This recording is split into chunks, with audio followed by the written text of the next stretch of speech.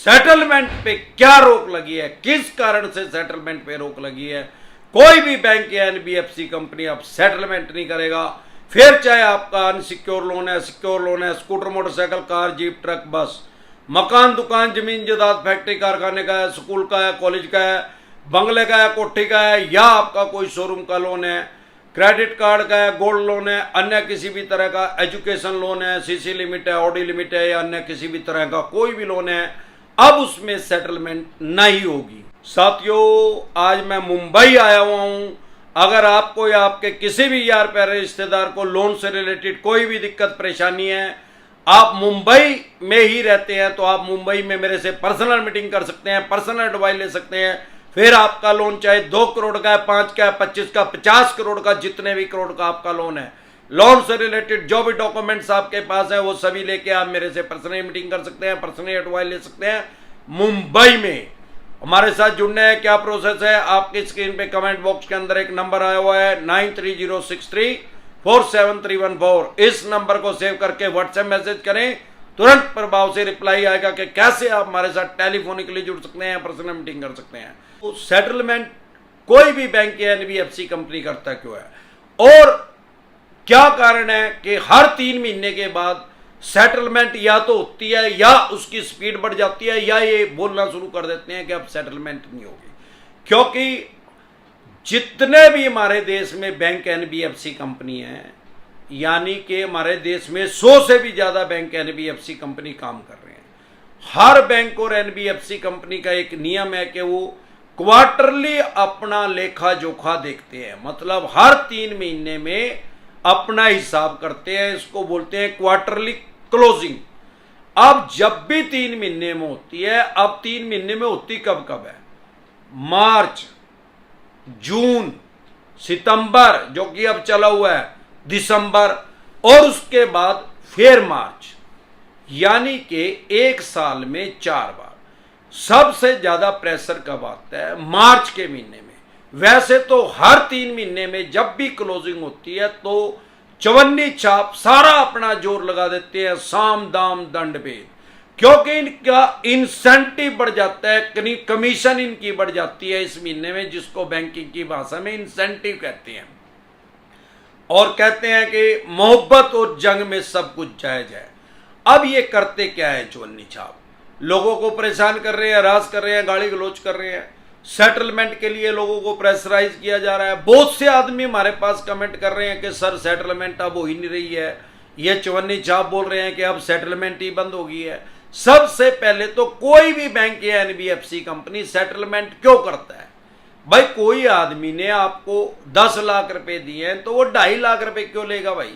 उसने तो ब्याज पे आपको पैसा दिया, इंटरेस्ट पे दिया, उसको तो अपना इंटरेस्ट भी चाहिए, ब्याज भी चाहिए, और उसने उसमें लिखवा रखा है कि मैं प्लेंटी भी लूंगा, जुर्माना भी लूंगा। अब क्या कारण है कि वो आपसे प्रिंसिपल का भी 25% लेने के लिए तैयार हो जाते हैं? भाई वही लगी फटने, खरात लगी बटने। अनसिक्योर लोन है, इनको पता है अनसिक्योर लोन में इसका बिगड़ेगा तो कुछ है नहीं, ज्यादा से ज्यादा चेक बाउंस का केस कर सकते हैं। इनके पास ब्रह्मास्त्र है, सबसे बड़ा हथियार इनके पास यही है। अगर ये इनका चला दिया इन्होंने, इनके पल्ले घंटा नहीं है, फिर तारीख पे तारीख मानने सुप्रीम कोर्ट तक जाते 40-45 साल लग जाते हैं। बस आपको एक दिक्कत परेशानी का सामना करना पड़ेगा, चेक बाउंस में। आपको उसमें बेल लेनी पड़ेगी, जमानत करवानी पड़ेगी, उसके बाद तो तारीख पे तारीख लगेगी। ये 50 बार फिर आएंगे आपके पास वो केस चलते चलते कि भाई साहब सेटलमेंट कर लो, कोर्ट में ही आएंगे। और जो ये 138 का चेक बाउंस का केस है, ये कॉम्प्रोमाइज के लायक है। इसमें कॉम्प्रोमाइज हो सकता है, समझौता हो सकता है। कभी भी केस चलते चलते म्यूचुअल अंडरस्टैंडिंग में दोनों पार्टियों की, बैंक एनबीएफसी कंपनी की और आपकी, जब मर्जी उस केस को खत्म करवा सकते हैं। उसको कानून की भाषा में क्वैशिंग कहते हैं, यानी कि उसको जड़ से ही निकाल के फेंक देंगे, केस की जड़ ही खत्म हो जाएगी। फ्यूचर में वो वाला केस कभी भी कोई भी बैंक या एनबीएफसी कंपनी अगली कोर्ट में उसको नहीं ले जा सकती, जैसे ही आपकी सेटलमेंट होगी।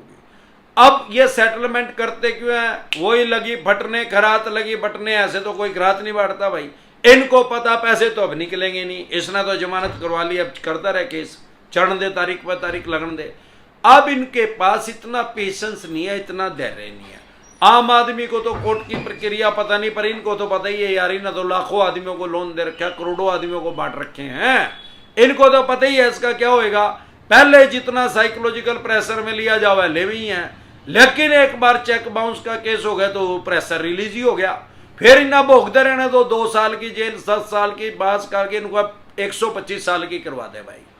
तो फिर ये सेटलमेंट के ऑप्शन पे आ जाते हैं, और सेटलमेंट का लेटर एक बार इशू नहीं करते।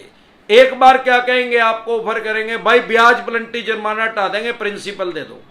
आपने अगर सेटलमेंट करनी है तो सेटलमेंट करना भी अपनी फाइनेंशियल डेथ करना है।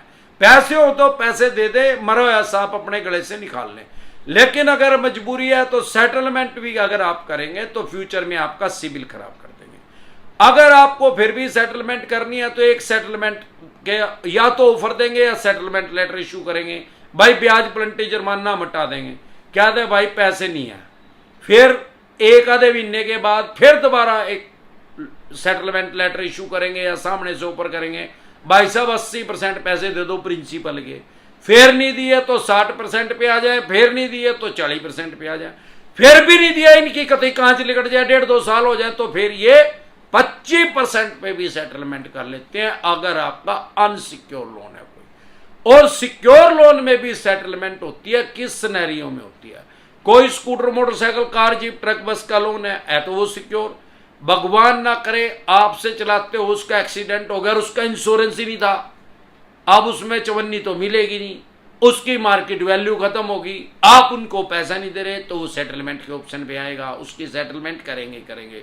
या इन्होंने आपसे गाड़ी को रिकवर कर लिया, उसकी एक्शन कर दी, बोली कर दी, वो बिकी कम में, जो बैलेंस पैसा है उसमें भी ये सेटलमेंट करेंगे। वैसे तो वो सिक्योर लोन है, लेकिन अब उसका नेचर चेंज हो गया, बोलने में तो सिक्योर ही रहेगा लेकिन अब वो अनसिक्योर हो गया, क्योंकि उसकी एवज में जो बैलेंस पैसा है ये आपकी और कोई प्रॉपर्टी को अटैच नहीं कर सकते या किसी और गाड़ी को अटैच नहीं कर सकते। तो इस सिनेरियो में भी, या भगवान ना करे गाड़ी में आग लगी या चोरी होगी, इंश्योरेंस नहीं था, इस सिनेरियो में भी ये सेटलमेंट ही करेंगे। अब सवाल ये आता है कि ऐसी कौन सी गाइडलाइंस आई है कि सेटलमेंट होगा ही नहीं। ओ भाई, जब से बैंकिंग स्टार्ट हुई है हमारे देश में, सबसे पहला बैंक का नाम था बैंक ऑफ मद्रास, जो कि 1843 ईस्वी में ईस्ट इंडिया कंपनी ने जिसकी नींव रखी। यानी ब्रिटिश काल में हमारे देश में सबसे पहला बैंक बना था जिसका नाम था बैंक ऑफ मद्रास। अंग्रेजों ने इसका जन्म किया था, इसका निर्माण किया था।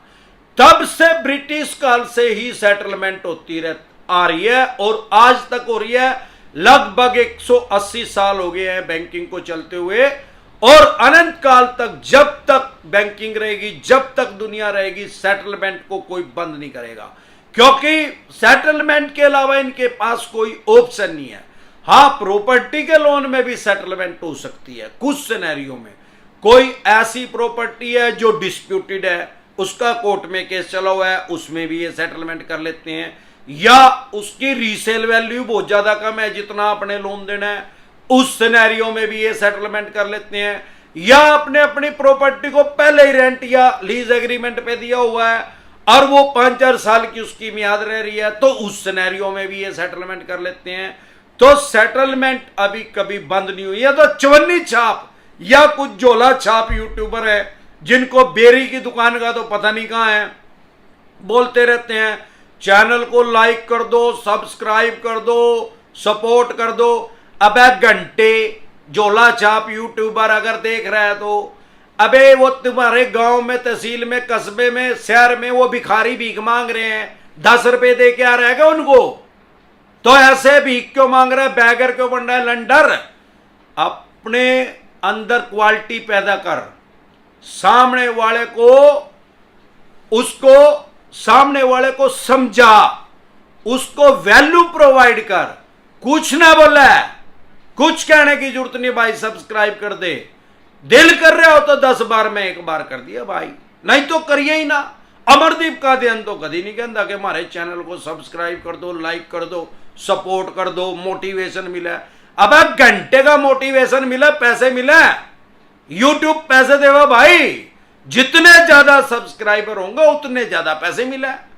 और पैसे तो उसने भिखारी ने भी मिला, भीख मांग के उन्हें दे कौन रहे है। अबे ओ लंडर नाथ बाबा, अपनी वैल्यू अपने हाथ है। टैलेंट अरे नहीं कुछ आंदा, बेअकले तो कुछ पढ़ ले, सीख ले। जब तक सामने वाले को वैल्यू प्रोवाइड नहीं करवाएगा, कोई तेरा चैनल को सब्सक्राइब करने वाला नहीं है। अमरदीप कादियान का इतनी जल्दी इतना ज्यादा ग्रो कैसे हो गया भाई? लाखों चैनल है हमारे देश में जो एडवाइस दे रहे हैं, अमरदीप कादियान इतनी जल्दी इतना ग्रो क्यों हो गया भाई? हम सामने वाले को वैल्यू प्रोवाइड कर रहे हैं, उसके राइट्स बता रहे हैं, उसके अधिकार बता रहे हैं, वो बात कह रहे हैं जो उसके दिल को टच कर रही है, उसके इमोशन को छू रही है और 100% जेन्युइन है।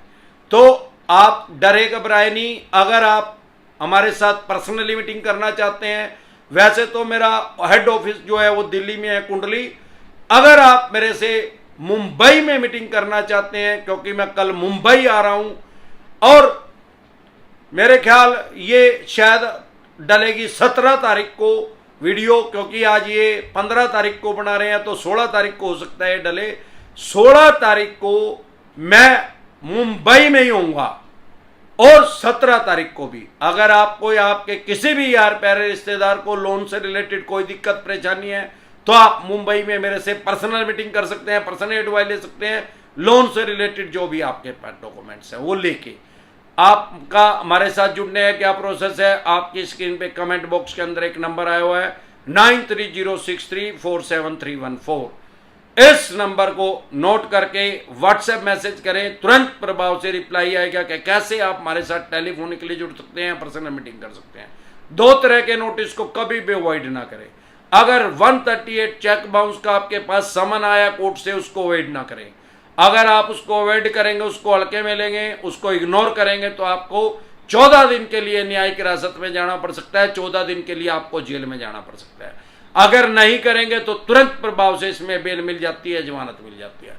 इसके अलावा सरफेसी एक्ट का अगर नोटिस आ रहा है 2002 के अकॉर्डिंग, 13(2) का, 13(4) का, symbolic position, physical position DM साहब का, उसको कभी भी हल्के में न लें। अगर आप उसको इग्नोर करेंगे तो आप अपनी प्रॉपर्टी से हाथ धो बैठेंगे। फिर वो मकान, दुकान, जमीन, जायदाद, फैक्ट्री, कारखाना, स्कूल, कॉलेज, बंगला, कोठी, शोरूम, जिस भी प्रॉपर्टी पे, जिस भी एसेट पे रख के आपने इनसे लोन लिया है, आपने इनसे सीसी लिमिट लिया, ओडी लिमिट लिया है, लैब करवाया लोन अगेंस्ट प्रॉपर्टी, उसकी एक्शन कर देंगे, बोली कर देंगे, सेल कर देंगे। जैसे ही आपके पास सरफेसी एक्ट का नोटिस आए, तुरंत प्रभाव से लीगल एडवाइस लें। अगर आप टेलीफोनिकली हमारे साथ जुड़ना चाहते हैं, पर्सनल मीटिंग करना चाहते हैं, आपकी स्क्रीन पे कमेंट बॉक्स के अंदर एक नंबर आया हुआ है 9306347314। अगर आप मेरे से अहमदाबाद में भी मीटिंग करना चाहते हैं तो हमारा वहां ब्रांच ऑफिस है, दिल्ली दरवाजा, दिल्ली दरवाजा के नाम से जगह है, वहां पे हमारा ब्रांच ऑफिस है। वहां पे आप हमारे से पर्सनली मीटिंग कर सकते हैं, मेरी टीम से बात करके। एक बार जोर से मिलकर नारा लगाएंगे, जय ससुराल वालों की।